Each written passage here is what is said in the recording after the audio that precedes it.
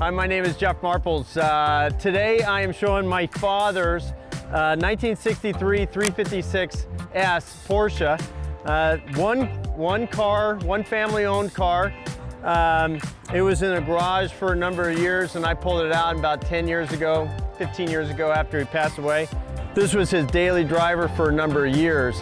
And I had Billy McNear up in Nevada work on it until he passed, and then some guys up in Nevada, they're the ones that are working on the car. Car drives like a dream.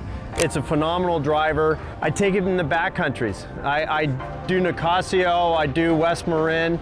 I do not take it out to parking lots. I don't go shopping with it. It's something that it's near and dear and well loved, and I'm just thrilled to have it in my possession, to be frank with you.